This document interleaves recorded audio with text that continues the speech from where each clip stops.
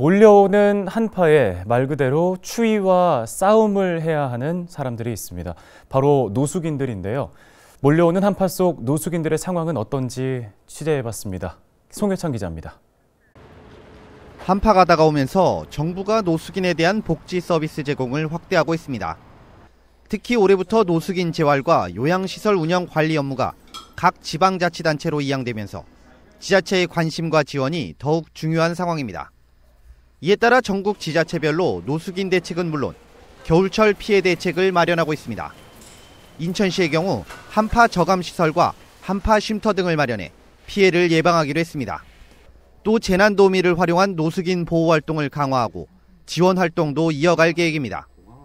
사실은 꼭 한파시가 아니더라도 저희가 1년 365일 현장에서 지금 거리 노숙인을 상대로 3분이 항상 상담을 좀 진행을 하고 있습니다. 이제 손난로라든가 또 방한용품도 또 저희가 기부를 받아서 그분들한테 제공을 하고 있고요. 그분들이 또 춥지 않도록 또 식사가 든든해야지 이게 덜 춥지 않습니까? 그래서 무료급식도 저희가 좀 제공을 하고 있습니다.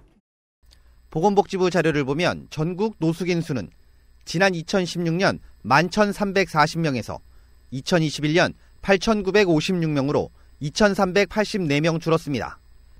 이 중 82.2%인 7,361명은 노숙인 생활시설에 입소했는데 입소자 중 1,107명은 자활, 3,343명은 재활, 2,911명은 요양 중입니다.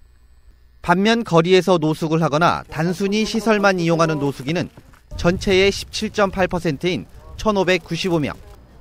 하지만 통계에 잡히지 않은 이들까지 포함하면 5명 중 1명 이상은 거리 노숙인입니다.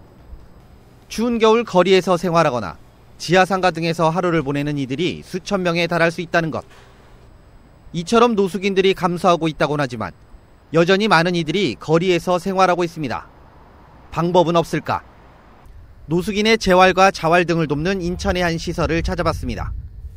여느 시설처럼 작업이 한창인 이곳은 대부분의 인력이 노숙인입니다. 시설 대표인 이준모 목사는 노숙인이 정착할 수 있는 방법은 일자리라고 얘기합니다.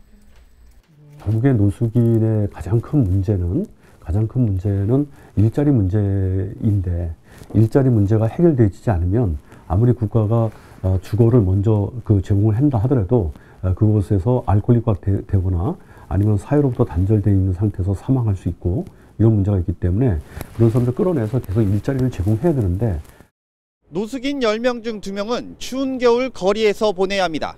한파가 이어지고 있는 만큼 관심과 지원이 절실해 보입니다. 헬로티비 뉴스 송유창입니다.